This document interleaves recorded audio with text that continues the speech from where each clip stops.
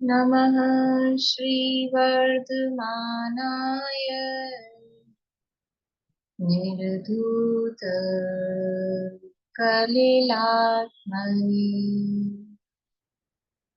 सालोकानां त्रिलोकानां यद्विद्यादर्पणायति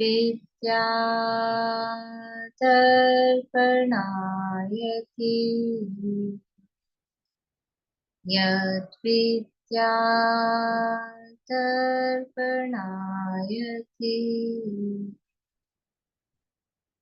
सकल पाप मल प्रक्षालक श्रीवर्धमान को करुण मन लोकालोक प्रकाशित करे जिनकी विद्या है दर्पण जिनकी विद्या है दर्पण।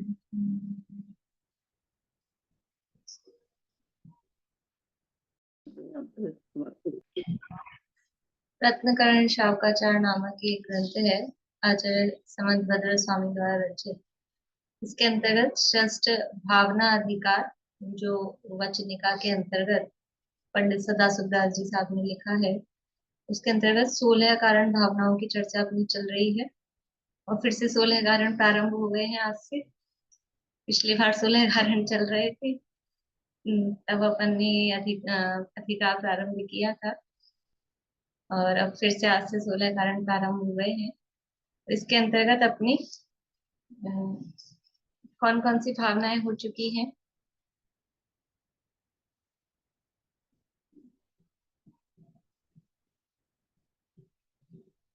बोली कांता आंटी।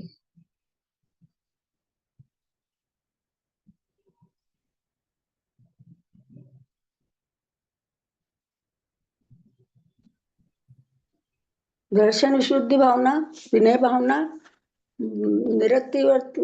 निरतिशील वृत्ति भावना, सम्यक सम्यक भावना, पहले अभीक्ष ज्ञानोपयोग, अभिष्ट ज्ञानोपयोग भावना, सम्यक भावना, तप तप तप तस्ता शक्ति तहत शक्ति तप भावना, शक्ति तप भावना, और बहु साधु समाधि, साधु समाधि भावना, वैयावृत्त भावना, बहु वैयावृत्त भावना, अरहंत भावना, अनंत भक्ति, अरहंत भक्ति भावना, बहुश्रुत भावना, पहले अनंत भक्ति के बाद आचार्य भक्ति, आचार्य भक्ति भावना, बहुश्रुत भावना। बहुश्रुत तो अब करनी ना, कितनी हो गई वो पूछ रहे थे, तो अच्छा। यहाँ तक की अपनी हो गई है। 11 भावनाओं की चर्चा हो गई है।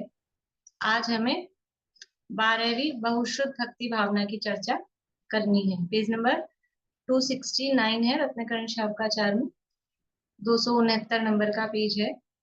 बहुश्रुत भक्ति भावना। बहुश्रुत किसे कहते हैं? बहुश्रुत का मतलब क्या है? बहु यानी बहुत, श्रुत यानी शुद्ध शास्त्र, तो बहुत सारे शास्त्रों की भक्ति करना, उसको यहाँ बहुश्रुत भक्ति नहीं कह रहे, बल्कि बहुत सारे शास्त्रों को जो जानने वाले हैं, श्रुत में जो बहुत अधिक भक्ति रखते हैं, श्रुत भक्ति रखते हैं। अकेला जानने का मतलब जानना नहीं है कि इतने सारे शास्त्र हैं या सबको पढ़ के पूरा, लेकिन वो भक्ति भाव पूर्वक जिन्होंने उनको जाना है, ग्रहण किया है, अध्ययन किया है, अंदर में उतारा है, ऐसे तो जो बहुत अधिक श्रुत को जानते हैं, उनके प्रति भक्ति भाव रखते हैं, ऐसे जो बहुश्रुतज्ञ हैं, उपाध्याय परमेष्ठी, उनकी भक्ति को भी यहाँ पर उपचार से बहुश्रुत भक्ति, यानी जो बहुत अधिक श्रुत का अभ्यास जो करते हैं, उनकी यदि हम भक्ति आदर विनय बहुमान कर रहे हैं, तो वो उनकी भक्ति विनय नहीं है, ये भी जिनवाणी की ही भक्ति है। वास्तव में जिनवाणी को पढ़ने सुनने वालों की यदि हम समझ लो बहुमान कर रहे हैं, तो वो बहुमान उस व्यक्ति का नहीं है, वो बहुमान क्यों आ रहा है हमको उनके प्रति? ये जिनवाणी को पढ़ रहे हैं, सुन रहे हैं, स्वाध्याय कर रहे हैं, उसको जीवन में उतार रहे हैं। तो इस तरह से वो देखा जाए तो वो वास्तव में श्रुत की ही भक्ति है, जिनवाणी की ही भक्ति है। तो बहुत अधिक श्रुत को जानने वालों की भक्ति अर्थात उपाध्याय परमेश्वरी की भक्ति को यहाँ बहुश्रुत भक्ति नाम से कहा गया है। देखिए, पढ़ते हैं अपन यहाँ से। अब बहुश्रुत नाम की भक्ति नाम की 12वीं भावना का वर्णन करते हैं। जो अंग पूर्व आदि के ज्ञाता हैं, चारों अनुयोगों के पारगामी होकर निरंतर स्वयं परमागम को पढ़ते हैं, अन्य शिष्यों को पढ़ाते हैं, वे बहुश्रुति हैं। बहुश्रुति या बहुश्रुतज्ञ बोलो, बहुश्रुति बोलो, कि जो अंगों के पूर्वों को के ज्ञाता मतलब उनको जानने वाले हैं और उनको स्वयं पढ़ते हैं, दूसरों को पढ़ाते हैं। शुद्ध ज्ञान ही जिनके दिव्य नेत्र हैं, अपना तथा पर का हित करने में ही प्रवर्तते हैं। अपने जिन सिद्धांतों तथा अन्य एकांतियों के सिद्धांतों को विस्तार से जानने वाले स्याद्वाद रूप परम विद्या के धारक हैं, उनकी भक्ति करना वह बहुश्रुत भक्ति है। बहुश्रुति की महिमा कहने को कौन समर्थ है? जो निरंतर शुद्ध ज्ञान का दान करते हो, ऐसे उपाध्यायों की जो विनय सहित भक्ति करते हैं, वे शास्त्र रूप समुद्र के पारगामी हो जाते हैं। वो जो स्वयं पढ़ते हैं, शास्त्रों को पढ़ते हैं, ऐसा होता है ना, मतलब जैसे उसका फल क्या होता है? तो ये अपने को दिखता है साक्षात कि कुंद कुंद आचार्य के पूर्व भाव को हम देखें। पूर्णिमा आंटी, पूर्णिमा आंटी, कुंद कुंद आचार्य का पूर्व भाव में क्या थे? वो ग्वाला थे। ग्वाला थे तो उनको क्या मिल गया एक दिन जंगल में, कि आग लग रही थी और एक वृक्ष, बस वो नहीं जल रहा था, बाकी पूरा जंगल जल रहा था। तो क्या हुआ वहां देखा जाके, तो एक शास्त्र रखा था। अब वो ग्वाला काला अक्षर भैंस बराबर, जीरो भी उसको पढ़ना नहीं आता कुछ भी, लेकिन उसने उस शास्त्र के प्रति भक्ति भाव की, ये कोई देवता है ऐसा समझा वो, क्योंकि पूरा जंगल जल रहा है और ये क्योंकि इस पेड़ में ये रखा हुआ है तो ये कोई देवता है, तो वो बड़ा देवता समझ के और उसको विनय सहित भक्ति पूर्वक लाके विराजमान कर दिया। खुद को कुछ नहीं आ रहा, पढ़ा एक अक्षर नहीं है, और फिर अब ये जो कोई पढ़ने सुनने समझने वाले हैं उनको ले जाके कि आप पढ़ो इसको, जो भी है दे दिया कि ऐसा समझ के। तो उसका फल क्या हुआ अगले भाव में, कि इतने महान आचार्य, ये जिन शासन के सिरमौर, जिनको सबसे पहले हम याद करते हैं, ऐसा वो प्रभाव हुआ। तो ऐसे ही भले ही खुद को ज्यादा नहीं समझ आता हो, कदाचित हम पढ़ रहे हैं, बैठ रहे हैं, बड़ी बड़ी मान लो कर्णन योग की बातें चल रही, कोई सी भी बातें चल रही, ज्यादा नहीं समझ में आ रहा हो, लेकिन यदि अंदर से ये लग रहा है, बहुमान आ रहा है, भक्ति आ रही है कि कुछ अच्छा चल रहा है, कुछ बढ़िया चल रहा है, समझने जैसा है, ऐसा अगर बहुमान आ रहा है, इरिटेशन नहीं हो रही, अब अपने को समझ तो आता नहीं है, रहने दो, इससे तो अच्छा अपन टीवी देख लो, कुछ और ही कर लो, कुछ बना ही लो रसोई में जाके, ऐसा भाव नहीं आ रहा, अच्छा लग रहा है, बहुमान आ रहा है, तो वो बहुमान ही वो मतलब उतने से ही वो द्वादशांग का ज्ञान और केवल ज्ञान तक पहुंचा देगा। भक्ति आनी चाहिए, महिमा आनी चाहिए, और वो महिमा उस व्यक्ति की महिमा से भी वो जिनवाणी की महिमा हो जाती है। तो जो शास्त्रों को पढ़ते हैं, सुनते हैं, उनकी भक्ति करना, उनकी अनुकूलता बनाना, भाई हम नहीं पढ़ सुन पा रहे, हम नहीं समझ पा रहे, लेकिन इनको समझ में आता है, तो इनकी व्यवस्था, इनको अनुकूलता रहे, ये अच्छे से पढ़ सके, इनको विघ्न बाधा ना आए, शारीरिक बाहरी कोई सी भी ऐसी कुछ भावना रहे। देखो, भावना का ही फल है, उसके उसको अनुकूलता रहेगी या नहीं रहेगी तो उसके उदय पर है। हम क्या कर सकते हैं? हम तो भावना कर सकते हैं कि ये पढ़ने सुनने वाले हैं, कि ये मान लीजिए मुनिराज हैं, आचार्य हैं, महाराज हैं, इनकी हम अनुकूलता रहे, ऐसी होवे सारी प्रजा को सुख बलयुत हो, ये भावनाएं तो कर सकते हैं, लेकिन अब सारी प्रजा को सुख हो ही तो नहीं जाएगा, तो उनके कर्मों का क्या होगा? तो सबको व्यवस्था तो अपने अपने कर्मों के हिसाब से होगी, लेकिन हमें फल हमारी भावना का लगता है। तो ऐसे जो शास्त्रों को पढ़ते सुनते हैं उनके प्रति भक्ति का भाव रखना, वो शास्त्र की ही भक्ति है, वो एक तरह से जिनवाणी की ही भक्ति है, उसे यहाँ बहुश्रुत भक्ति भावना कहा है। बहुश्रुति की महिमा कहने को कौन समर्थ है?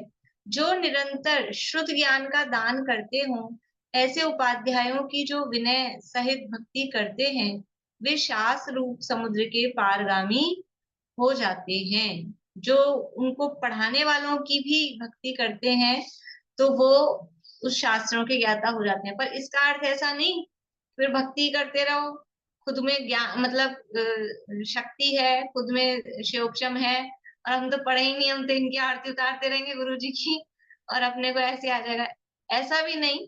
लेकिन यदि वास्तव में नहीं समझ आता और नहीं कर पाते हो तो ये जो पढ़ रहे हैं इनकी बहुमान आना, अंदर से प्रमोद का भाव आना, उससे वो शास्त्रों के पारगामी हो जाते हैं। जितने भी अंग पूर्व प्रकीर्णक जिनेन्द्र देव ने कहे हैं, उन समस्त जिनागमों को जो निरंतर स्वयं पढ़ते हैं तथा अन्य को पढ़ाते हैं, वे बहुश्रुति हैं। जो इनको स्वयं पढ़ते हैं तथा दूसरों को पढ़ाते हैं, वे बहुश्रुति हैं।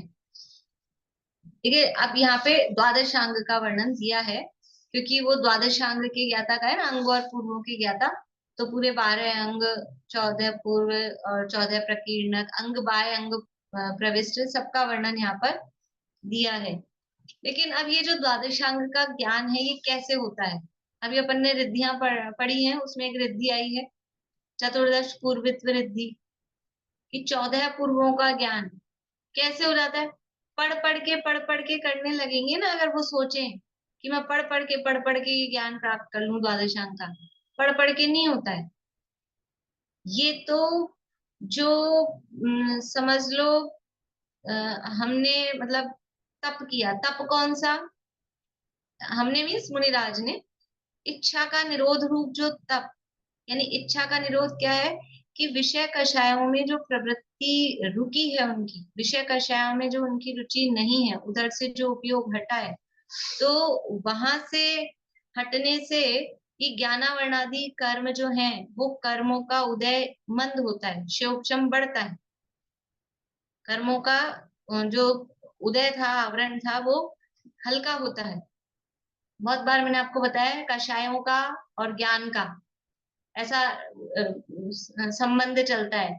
कषाय अधिक है तो ज्ञान का क्या होता है? कम होता है। कषाय कम होती है तो ज्ञान बढ़ता है। बस यही है। विषय भी जोड़ लेना साथ में, पंचेंद्रिय के विषयों में जा रहे हैं तो कषाय ही है।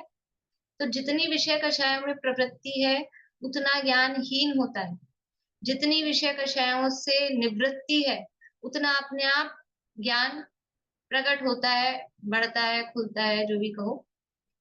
तो ये द्वादशांग का ज्ञान उस तप विशेष से, और तप क्या है? ये विषय कषायों से निवृत्ति, इच्छा का निरोध रूप तप से वो सहज कर्मों के शिवोपशम से प्रकट होता है। पढ़ पढ़ के करना चाहे तो नहीं हो सकता। और सबसे प्रमुख कारण क्या है? सबसे प्रमुख कारण है आत्मज्ञान, सम्यक ज्ञान। सम्यक दृष्टि ज्ञानी जो मुनिराज हैं उनको ही द्वादशांग का ज्ञान हो सकता है, मिथ्या दृष्टि को द्वादशांग का ज्ञान नहीं हो सकता। देखिए पढ़ते हैं यहाँ से। द्वादशांग 12 अंगों के नाम है ये। हमने आप लोगों के पास नोट्स होंगे जिन्होंने द्रव्य संग्रह पढ़ा था, तो द्रव्य संग्रह के नोट्स में वही लिखा है, और भी पहले तत्पाठ सूत्र में भी पहले अध्याय में तब जो सूत्र आता है 20वां श्रुत ज्ञान के भेद वाला, उसमें भी चर्चा की है। पढ़ते हैं यहाँ से। प्रथम आचार्य के 18,000 पदों में मुनि धर्म का वर्णन है। आचारांग पहला अंग है। आचारांग का मतलब है कि जिसमें मुनियों के आचरण और उनकी जो भी शुद्धि इत्यादि जो भी उनकी क्रियाएं हैं उनका वर्णन जिसमें है वो कहलाता है आचारांग। इसमें मुख्य रूप से मुनि धर्म का वर्णन है और इसके 18,000 पद हैं। और एक पद कितना बड़ा है अभी यहाँ आगे आएगा। एक पद कितना बड़ा होता है?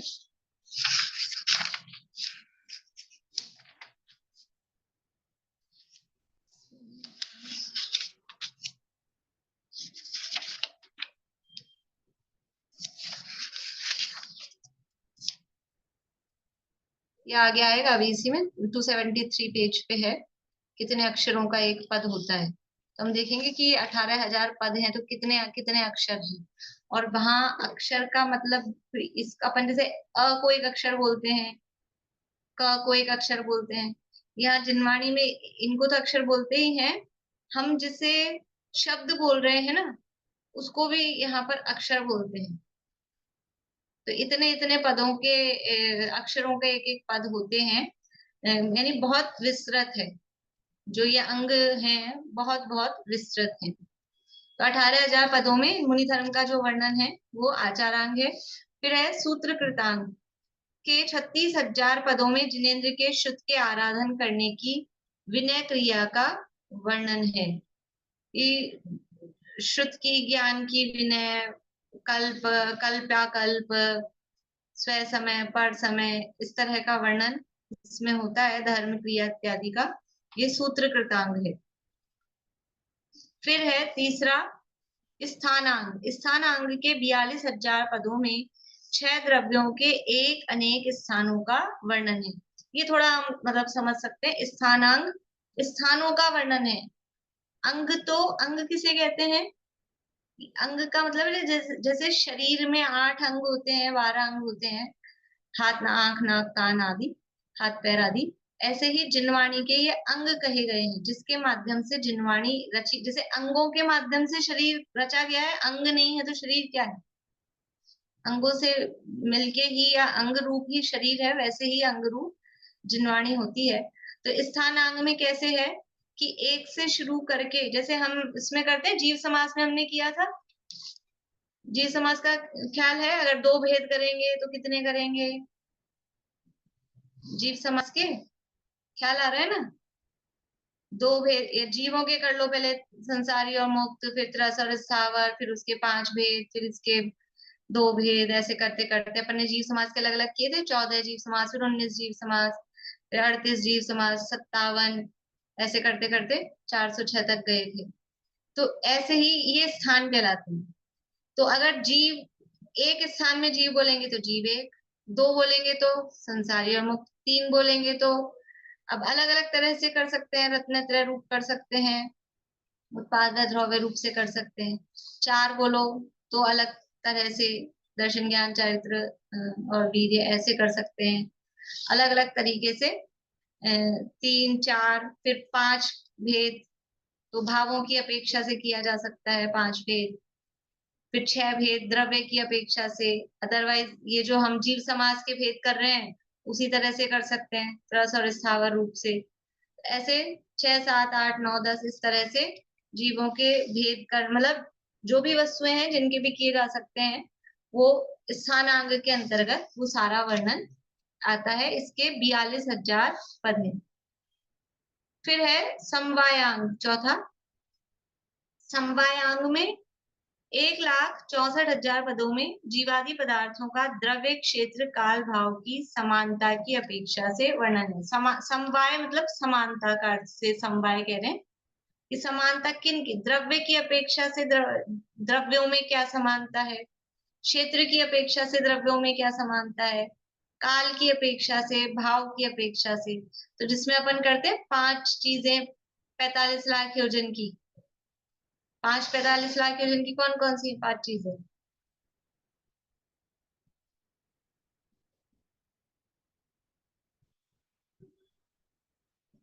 बोलिए सुलोचना भाभी।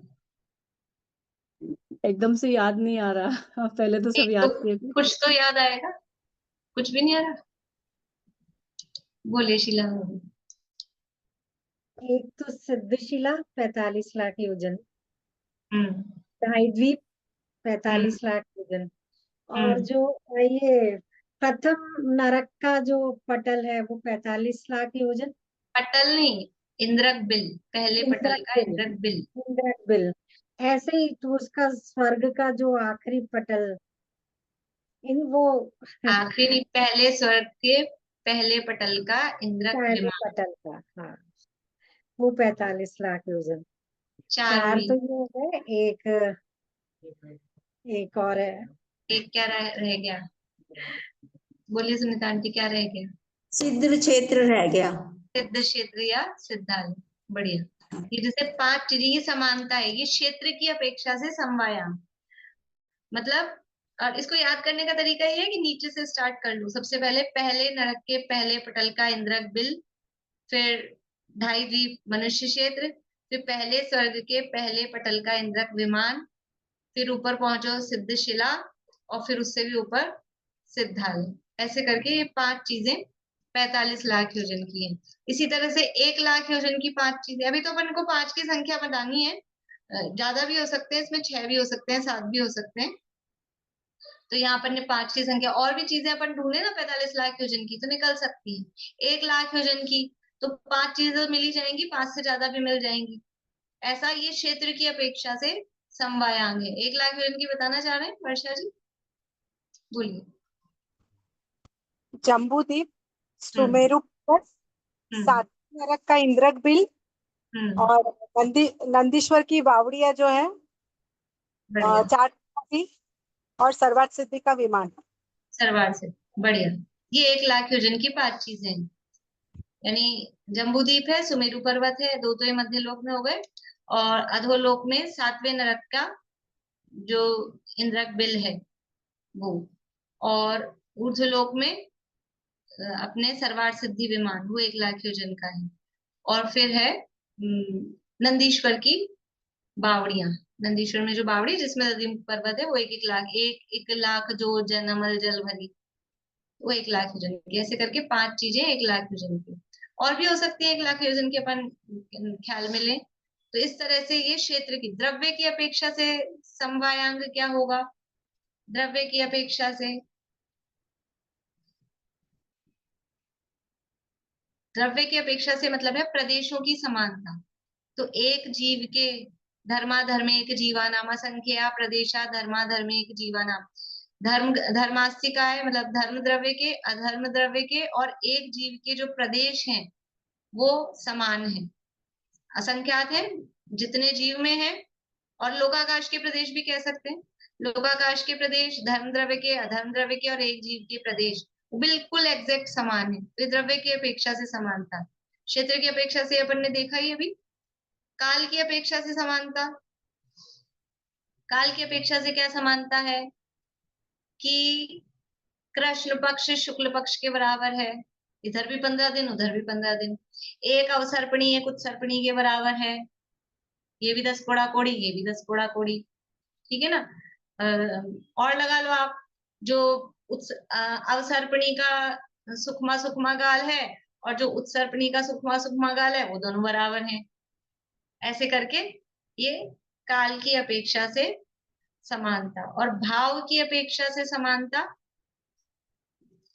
भाव की अपेक्षा से क्या समानता है कि केवल ज्ञान और केवल दर्शन दोनों के जो ज्ञेय हैं वो बराबर है, क्योंकि एक साथ होता है केवल ज्ञान और केवल दर्शन, और वो समान है, वो साथ साथ होता रहता है। जितना केवल दर्शन में अवलोकन किया जाएगा उतना केवल ज्ञान में जाना जाएगा, तो वो प्रमाण है। इस तरह से ये भाव की अपेक्षा से समानता। फिर है 5वां व्याख्या प्रज्ञप्ति अंग।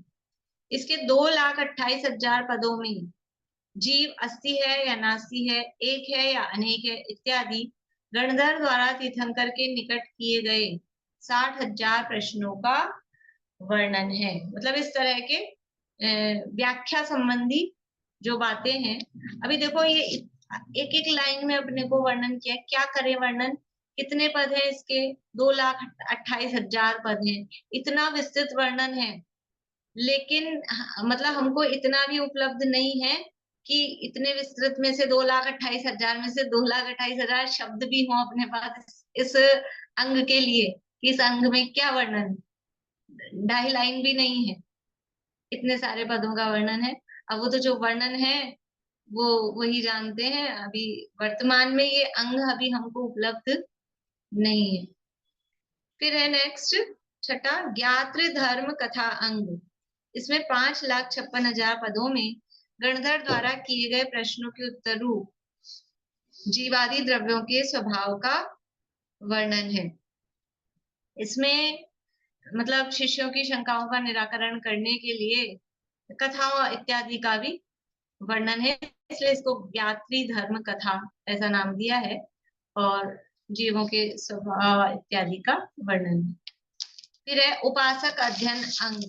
उपासकाध्ययन अंग है तो संधि हुई है, संधि विच्छेद करेंगे तो उपासक अध्ययन अंग। उपासक किसे कहते हैं? उपासक कहते हैं श्रावक को, उपासक कहते हैं गृहस्थ को अथवा श्रावक को। तो इसमें उपासक अध्ययन अंग मतलब अब समझ में आ रहा है कि श्रावक क्या वर्णन जिसमें है। इसके 11,70,000 पदों में श्रावक के 11 प्रतिमा, व्रत, शील, आचार, क्रिया, मंत्र आदि का वर्णन है। 11 प्रतिभाओं का और भी जो श्रावक के जितने भी व्रत आदि होते हैं वो जो वर्णन है वो उपासक अध्ययन अंग में। देखो मुनि धर्म का वर्णन प्रमुखता से आचारांग में था, और गृहस्थ धर्म का औरों में भी है, ऐसा नहीं है कि उसी में है औरों में नहीं है, लेकिन प्रमुखता से वो नाम से ही जो समझ में आ रहा है ये उपासक अध्ययन अंग। फिर है अंतःकृत दशांग, 8वें नंबर पर है अंतःकृत दशांग। इसके 23,28,000 पदों में एक एक तीर्थंकर के तीर्थ काल में 10-10 मुनि उपसर्ग सहित होकर संसार का अंत करके निर्वाण प्राप्त किया, उनका वर्णन है। मतलब प्रत्येक तीर्थंकर के तीर्थ काल में, तीर्थ काल मतलब एक तीर्थंकर होते हैं उसके बाद में दूसरे तीर्थंकर होते हैं, तो जब तक दूसरे तीर्थंकर को केवल ज्ञान नहीं हो रहा है तब तक इन पहले वाले तीर्थंकर का तीर्थ काल कहलाता है। अभी तो हुंडा सर्पणी के दोष से कुछ 8 बार धर्म की विच्छित्ति हुई तो उनका तीर्थ काल पहले ही खत्म हो गया, मतलब जब जब धर्म तीर्थ की विच्छित्ति हुई। अदरवाइज जैसे महावीर भगवान को जब तक केवल ज्ञान नहीं हुआ तब तक पार्षद भगवान का तीर्थ काल चल रहा है, ऐसा वो तीर्थ काल कहलाता है। तो एक एक तीर्थंकर के तीर्थ काल में 10-10 मुनि घोर उपसर्ग सहन करके और फिर उन्होंने मुक्ति की प्राप्ति की। अंतःकृत मतलब उपसर्ग के काल में ही जिन्होंने सिद्ध दशा की प्राप्ति कर ली हो, तो उन मुनिराजों का जिसमें वर्णन है वो अंतःकृत दशांग कहलाते हैं। और नाम भी दिए इसमें नहीं दिए, अन्य ग्रंथों में जो ऋषभदेव भगवान के तीर्थ काल में 10 मुनि, उन 10-10 मुनियों के नाम भी शास्त्रों में दिए गए। महावीर भगवान के तीर्थ काल में जो 10 अंतःकृत केवली हुए उनके नाम दिए हैं। नमी, मतंग, सोमिल, रामपुत्र, सुदर्शन, यमलीक, चलीक, किशकिविल, पालम्बस और चिलाती पुत्र। चिलाती पुत्र का नाम उसमें आता है समाधि मरण पाठ में, पुत्र चिलाती नाम मुनि के, ऐसा शब्द आता है उसमें। तो ये अंतःकृत केवली हुए हैं। फिर है अनुत्तरोपात दशांग के 92,44,000 पदों में एक एक तीर्थंकर के तीर्थ काल में 10-10 मुनि भयंकर घोर उपसर्ग सहन कर देवों द्वारा पूजित होकर समाधि मरण करके विजय आदि अनुत्तर विमानों में उत्पन्न हुए, उनका वर्णन है। देखो अंतःकृत दशांग और अनुत्तरोपादित दशांग में क्या अंतर है? अंतःकृत दशांग में तो अंतःकृत केवलियों का वर्णन है जो उपसर्ग के काल में ही सिद्ध हो गए, और अनुत्तरोपादित दशांग में उपसर्ग तो जिन पर हुआ मुनिराज पर लेकिन सिद्ध नहीं हुए, वो अनुत्तर विमानों में विजय, वैजयंत, जयंत, अपराजित, सर्वार सिद्धि, जो 5 अनुत्तर विमान है, उन अनुत्तर विमानों में उत्पन्न हुए, उनका वर्णन है। फिर है प्रश्न व्याकरण अंग, 10वां है प्रश्न व्याकरण के 93,16,000 पदों में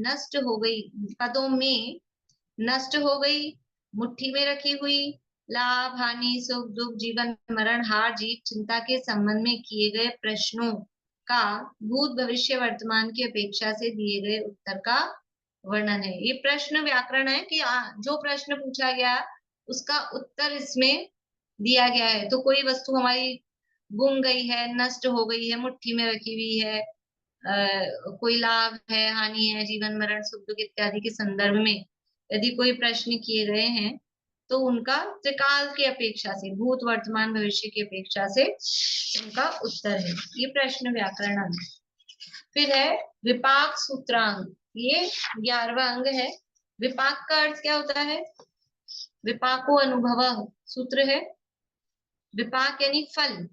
तो शब्द से समझ में आ रहा है जिसमें फल का वर्णन है। किसके फल का? आम के फल का, नीम के फल का, कि कर्मों के फल का। इसके 1,84,00,000 पदों में, अब देखो करोड़ों में आ गए, अभी तक तो हजारों में चल रहे थे, करोड़ों में आ गए। 1,84,00,000 पद में कर्मों का उदय उदीर्णा सत्ता का वर्णन है। कर्मों का उदय यानी फल आता है तो उदय रूप से आता है, तो उदय कैसा है? उदीर्णा भी फल ही है, और सत्ता इस प्रकार से इनका वर्णन है। इस प्रकार 11 अंगों का वे टोटल कर रहे हैं। 11 अंगों के टोटल कितने पद हो गए? 4,15,02,000 पदों में वर्णन है। पूरे 11 अंगों का वर्णन 4,15,02,000, ये 11 अंगों का। अब अकेला 12वां अंग है। 12वें अंग अकेला अपने आप में इतना विस्तृत है। अभी जो अपन उसमें भी पढ़ रहे थे रिद्धियों के संबंध में भी, दश पूर्वित और चतुर्दश पूर्वित, तो वहां पूर्वों को ही अकेला क्यों ले लिया? तो वो अपने आप में इतने विस्तृत हैं। देखिए, दृष्टिवाद नाम के 12वें अंग के, अब 12वें अंग में कितने पद हैं अकेले? उसमें देखिए 108 करोड़। 11 अंगों में तो 4 करोड़ थे, 11 अंगों का टोटल मिलाया तो 4 करोड़, और 12वें अकेले एक अंग का है 108 करोड़ 68,56,005। ये अकेले 12वें अंग में, अकेले 12वें अंग में इतने पद हैं। इसमें मिथ्या दर्शन को दूर करने का वर्णन है। दृष्टिवाद नाम है ना, दृष्टिवाद। दृष्टिवाद, दृष्टि का मतलब कोई आंखों के रोग वोग ठीक करने का वर्णन होगा, दृष्टि हमारी कैसे सही हो जाए, मोतियाबिंद वगैरह ऑपरेशन नहीं कराना पड़े, कि नहीं। दृष्टि का मतलब है श्रद्धा, श्रद्धान कैसे ठीक हो। क्योंकि जो समस्या है ना, देखो ये इतना विस्तृत वर्णन क्यों है? क्योंकि जीव को जो तकलीफ है, जो दुख है, वो किसका है संसार में? ये मिथ्यात्व का दुख है, और कोई दुख नहीं है संसार में, और कोई दुख नहीं है। रोग का, कोर्ट कचहरी का, कि रुपए पैसे का, ये कोई दुख नहीं है। दुख है एकमात्र उल्टी मान्यता मिथ्यात्व का, ये जो हमारी दृष्टि की विपरीतता है। तो उस मिथ्या दर्शन को दूर करने के लिए आप देखो कितना वेटेज दिया है। मतलब वेटेज देखिए ना ऊपर, इधर रेशो, कितना रेशो है। बाकी आचार अंग और ये 36,000 पद है, 18,000 पद है, मतलब ठीक है, वो सब हो जाएगा। लेकिन सबसे पहले दृष्टि हमारी सही होनी चाहिए, श्रद्धा सही होनी चाहिए। उसके लिए सारा वर्णन किया है। हमारी श्रद्धा कहाँ जा रही है, किधर जा रही है, वो हमें विचार करना है। दृष्टिवाद अंग के 5 भेद हैं। परिकर्म, सूत्र, प्रथमानुयोग, पूर्व और चूलिका। 12 अंगों में कुल, अब ये 11 अंगों के 4,15,00,000 ये थे, और ये 108 करोड़ और ये थे, इन सबको टोटल करके बता रहे हैं। 12 अंगों में कुल 112 करोड़ 83,58,005 पद हैं। टोटल कितने हो गए 12 अंगों में? 112 करोड़ 83,58,005 पद है। और अब एक पद कितना बड़ा है उसको गुणा करके फिर उससे अक्षर है वो आगे दिया है सारा, वहीं पढ़ेंगे अपन अभी। अब इसके 5 भेदों का वर्णन कर रहे हैं। बोलिए विनीता। मैं पूछ रही थी अंतःकरण के ध्यान में जरा बिजी थी, मैं सुन रही थी। ये कह रही थी 11 गंधर्व थे महावीर भगवान के, तो वो भी मोक्ष जाएंगे, और 10 अंतःकरण तो वो अलग हैं क्या, इसी में ही है? गणधर तो अलग है, गणधर अलग है, अंतःकृत केवली अलग है। मतलब है तो वे भी केवली होंगे ना वैसे तो, पर लेकिन अलग है वर्णन है वो। हाँ हाँ, वो तो और भी होंगे केवली, तो और भी होंगे कि वो हाँ समावरण में इतने केवली विराजमान थे 700, हाँ, तो तो वो तो अलग है। ये तो केवल अंतःकृत, मतलब और 10 से ज्यादा भी हो सकते हैं, लेकिन 10-10 तो हुए ही हैं प्रत्येक तीर्थंकर के तीर्थकाल में, तो ठीक उनका वर्णन इसमें स्पेशली किया है। ठीक, यही पूछे। देखो जो ये अपने समाधि मरण पाठ वगैरह में जो आता है ना, ये जो मुनिराजों का वर्णन आता है, इन पे उपसर्ग हुआ, इन पे, ये कहाँ से आ रहा है? मूल स्रोत अपने को, मतलब पता नहीं आप लोगों को उठता था कि नहीं, लेकिन हम बचपन में, मतलब बचपन भी था और छोटे जब स्टार्टिंग पढ़ना शुरू किया, पाठशाला जाना शुरू किया, तो प्रश्न आता था ये बताया किसने, ये इन पे उपसर्ग हुआ, ये किसने बताया, ये कैसे पता चला, अपने को कैसे पता चला इन पे उपसर्ग हुआ, इन पे ऐसा हुआ, इन पे ऐसे हुआ। भाई ये प्रश्न आता है, बच्चों को आता है, ये लगता है ऐसा, बताया किसने, कहाँ से पता लगा, आपको कहाँ से पता लगा। तो ये मूल स्रोत है, ये द्वादशांग में, ये अंतःकृत दशांग, अनुत्तरोत्पादिक दशांग, वो मूल भगवान की वाणी में ये आया और गणधर परमात्मा ने उसको इस अंग के रूप में गूंथा, वो कथाएं, मतलब वो सारा वर्णन दिव्य ध्वनि में आया। तो वहां से ये हमको जो भी उपलब्ध है ना, हमको पूरे पूरे अंग उपलब्ध नहीं है, हमको पूरा अंतःकृत दशांग, अनुत्तरोत्पादिक दशांग उपलब्ध नहीं है, लेकिन ये जो कहानियां आई हुई हैं, हम अपने शब्दों में कहानियां उनको बोलते हैं, वो उसी में से आई हैं, वो उसी का ही पार्ट है। मतलब कोई किसी ने अपने मन से लिख दी है, ऐसा नहीं है। ऐसे तीर्थंकरों के तीर्थ काल में इस तरह के उपसर्ग हुए हैं मुनिराजों। और एक बात और उसमें समझने की है, देखो तीर्थंकर का तीर्थ काल कितना बड़ा, ये तो अवसर्पणी काल था ना, तो घटता घटता गया, पार्श्वनाथ भगवान का कितना सा टाइम रहा, बीच में 250 साल का सा ही गैप है हमारे रोगान और पार्श्वनाथ भगवान में, बहुत कम तीर्थ काल रहा। और आदिनाथ भगवान का बड़ा काफी एग्जैक्ट तो ध्यान नहीं है, लेकिन हजारों साल का अंतर है ना। तो उसमें अब 10 ही हुए, इसमें भी 10 होंगे, उसमें भी 10 होंगे, तो ज्यादा भी हो सकते हैं, 10 तो होंगे ही, कम भी हो सकते, कम मतलब 10 से कम तो नहीं, लेकिन कहीं थोड़े ज्यादा कहीं थोड़े कम ऐसे। लेकिन उसके अलावा क्या इतने ही मुनिराज मोक्ष गए हैं, 10 ही? कि मुनिराज तो लाखों करोड़ों मोक्ष गए हैं। हम सब में शिखर जी जाते हैं तो प्रत्येक टोक पर कितने कितने मुनिराजों के लिए अर्घ चढ़ाते हैं, कितने कोड़ा कोड़ी मुनिराज मोक्ष गए हैं, और उसमें से 10 मुनिराजों पे उपसर्ग हुआ है। मतलब मैं क्या कहना चाह रही हूँ, कहीं हम ये डरे हैं, कुछ लोग ऐसे डरते हैं, अरे मुनि बनेंगे फिर उपसर्ग होगा, फिर बड़ा कष्ट होगा, और मुनिराजों पे तो ऐसा होता है, मुनि नहीं बने। कि वो जो जिन पर उपसर्ग हुआ है वो बहुत थोड़े हैं, पर शास्त्रों में नाम किसका आएगा भी, जिसके साथ कुछ अलग सी घटना घटी हो तो उसी की कहानी बताएंगे। साधारण सा सीधा मोक्ष चला गया, उसकी क्या कहानी बतानी, सीधे साधे भी, सीधी साधी जिसमें कुछ नमक मिर्च मसाला हो तो कोई कहानी लिखी जाए, और सीधी सीधी सी बात हो तो उसमें क्या कहानी लिखी जाए। इसलिए ऐसे डरने वाली घबराने वाली बात नहीं है कि ये मोक्ष का मार्ग कठिन है, ये मुनि दशा कठिन है, सब पे ही उपसर्ग होता है, ऐसा नहीं है। कुछ ही मुनिराज हैं, वो भी जो उपसर्ग हुआ वो उनके ही जो भी कहो पूर्व कर्म के उदय से ही हुआ। अगर यदि हमारे भी ऐसे कर्म के उदय हैं तो बल्कि ये तो मुनि बनने पर बहुत कम हो गया, नहीं मुनि बनते, वो कर्म का उदय तो आता ही, वो पता नहीं 4 स्थानीय शक्ति के साथ आता तो कितनी मार देता। इसलिए घबराने की आवश्यकता नहीं है, मुनि दशा से डरने की आवश्यकता नहीं है, ऐसा सोच के कि उपसर्ग होते हैं, ऐसा नहीं।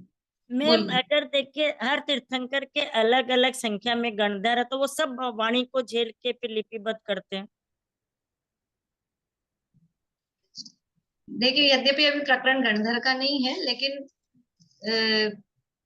प्रमुख गणधर, सभी गणधर झेलते हैं, सभी करते हैं, लेकिन प्रमुख गणधर हैं वो प्रमुखता से करते हैं। बाकी और गणधर हैं वो बीच बीच में मोक्ष भी जा सकते हैं, लेकिन जो प्रमुख गणधर हैं उनकी तो मतलब ड्यूटी समझ लो, कह दो अपने शब्दों में। बाकी जो जो भी वहां उपस्थित है वो गणधर का मतलब ही ये है, और जो विशेष रिद्धियां हैं उन रिद्धियों से सहित होकर वाणी को झेलते हैं, उसको द्वादशांग के रूप में गूंथते हैं। ये हुआ दृष्टिवाद अंग का। अब पहला भेद बता रहे हैं, परिकर्म। दृष्टिवाद अंग के प्रथम भेद परिकर्म के भी 5 भेद हैं। परिकर्म के भी 5 भेद है। परिकर्म का मतलब क्या है? परिकर्म का मतलब है गणित के सूत्रों का वर्णन जिसमें है उसको परिकर्म नाम दिया है। मतलब वो परिकर्म अधिकार में गणित के सूत्रों का वर्णन है, यानी अपने जैसे जो द्वादशांग है ना, इस द्वादशांग में कोई भी विषय नहीं बचा है, कोई भी विषय अछूता नहीं है। ये जैन, हम तो धर्म बोलते हैं लेकिन एक्चुअल में जैन दर्शन है। दर्शन किसे कहते हैं? दर्शन का मतलब है जो, जिसमें कुछ भी नहीं छूटा हो, सब तरह का वर्णन जिसमें हो, प्रतिपादन सारा हो, प्रेरणा दे रहे हो गलत काम की या विषय वो होगी ऐसा नहीं, लेकिन वर्णन सारा होता है। ये द्वादशांग में सारा वर्णन है। तो ये गणित का भी है, और भी अभी अपन देखेंगे तो सारी, यानी जो पुरुषों की 72 कलाएं होती हैं और जितनी भी दुनिया में कलाएं वगैरह होती है, सारा वर्णन इस द्वादशांग के अंतर्गत आता है। ये सर्वांगीण वर्णन जिसमें होता है उसका नाम दर्शन होता है। मैम ये जो अभी बताया ना दृष्टिवाद के 108 करोड़ 68, तो ये तो समझ में आया कि 12वें अंग के इतने पद हैं। ये जो बाद में संख्या दी है 12 अंगों में कुल 112 करोड़ 83 लाख, ये 108 करोड़ 68 लाख 56,000 और 5 प्लस 4 करोड़ 15 लाख 2,000, इनको प्लस करेंगे तो ये आएगी संख्या 112 करोड़ 83 लाख 58,005। नहीं आया समझ? जो ऊपर दिया ना 11 अंगों का टोटल हाँ हाँ और ये 12वां अंग, इन दोनों को प्लस करेंगे तो ये टोटल दिया है 112 करोड़ वाला।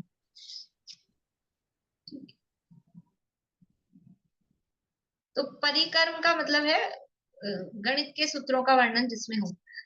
कुंद आचार्य ने षटखंडागम के 3 खंडों पर टीका लिखी थी जो उपलब्ध नहीं है, लेकिन उसका नाम परिकर्म मिलता है। परिकर्म नाम की टीका उन्होंने षटखंडागम के 3 खंडों पर। वो परिकर्म का मतलब ये परिकर्म जिसमें गणित का वर्णन है। तो ये इसके जो 5 भेद हैं, तो हमारे मतलब हमारे शास्त्रों में गणित के ऐसे ऐसे फॉर्मूलाज, मतलब जो आज भी जो भी बड़े बड़े मैथमेटिशियंस होंगे वो भी पता नहीं उसको सॉल्व कर पाए या ना कर पाए, इतने पूरे गणित के सूत्र वो सब दिए हैं। अपने मीना चाची जी के ससुर साहब थे धन कुमार जी गोधा साहब, उन्होंने वो मैथ्स के टीचर रहे अपने टाइम पे, और उन्होंने जितने अपने जैन दर्शन में ये तिलोय पन्नति आदि में मैथ्स है, गणित है, उसको निकाल के उस पे पीएचडी की रशिया की यूनिवर्सिटी से उनको अवार्ड मिला है। और इतनी मोटी उनकी थीसिस है, पूरे इंग्लिश में है और रखी है मेरे पास। तो मतलब इतनी गणित है, मतलब हम प्राउड फील करें, लेकिन क्या है, हम लोगों ने प्रेजेंट नहीं किया एक्चुअल में यूनिवर्सिटी मतलब लेवल पे, स्टेट गवर्नमेंट लेवल पे पता ही नहीं है, लोग दूसरों के ही नाम चल रहे हैं। लेकिन एक अपने महावीराचार्य हुए हैं, उनके भी बहुत गणित के शास्त्र हैं, महावीराचार्य नाम से हुए हैं। तो ऐसा गणित का वर्णन जिसमें पूरा दिया गया है। इसके 5 अंग हैं परिकर्म के। चंद्र प्रज्ञप्ति नाम से ही समझ में आएगा। इसके 36,05,000 पद हैं। इसमें चंद्रमा की आयु, गति, कला, हानि, वृद्धि, देवी, वैभव, परिवार आदि का वर्णन है। देखो अपन जो पढ़ते हैं ना तत्वार सूत्र में, अपन तो सीधा सीधा सा पढ़ लेते हैं, ज्यादा कठिन वाली नहीं, लेकिन एक्चुअल में इसमें बहुत गणित दी है। चंद्रमा की, सूर्य की किस तरह से ये गतियां होती हैं, कैसे गलियां बदलते हैं, कैसे परिक्रमा होती है, बहुत गणित है। और वो अर्थ समझ नहीं आते हैं, मतलब बहुत मुश्किल पड़ जाती है उनके अर्थों को समझने की कि किस तरह से करें। मतलब हमारा तो इतना दिमाग ही नहीं लगता है सच बताएं तो इतनी इतनी गणित ये चंद्र प्रज्ञप्ति। इसी तरह से सूर्य प्रज्ञप्ति, इसके 5,03,000 पद में सूर्य की आयु, गति, वैभव आदि का वर्णन है। फिर जम्बूद्वीप प्रज्ञप्ति, इसके 3,25,000 पदों में जम्बूद्वीप संबंधी क्षेत्र, पर्वत, सरोवर, नदी आदि का वर्णन है। द्वीप सागर प्रज्ञप्ति 52,36,000 पदों में असंख्यात द्वीप समुद्रों का, मध्य लोक के अकृत्रिम जिन मंदिरों का, भवनवासी व्यंतर ज्योतिष के देवों के आवास का वर्णन है। व्याख्या प्रज्ञप्ति, इसके 84,36,000 पदों में जीव, पुद्गल आदि द्रव्यों का वर्णन। देखो व्याख्या प्रज्ञप्ति नाम का अंग आया था चौथा, वो अलग है, और ये व्याख्या प्रज्ञप्ति 12वें अंग के परिकर्म भेद का एक भेद है ना, ये अलग है, ये ध्यान रखना है। अभी जम्बूद्वीप प्रज्ञप्ति नाम का ग्रंथ भी उपलब्ध होता है अपने यहाँ, लेकिन वो ये वाला नहीं है जो मूल 12वें अंग का भेद है, वो ग्रंथ ही है, पर उसका नाम जम्बूद्वीप प्रज्ञप्ति नाम से उपलब्ध होता है। इस तरह से ये ग्रंथ है ये अंगों के भेद हैं।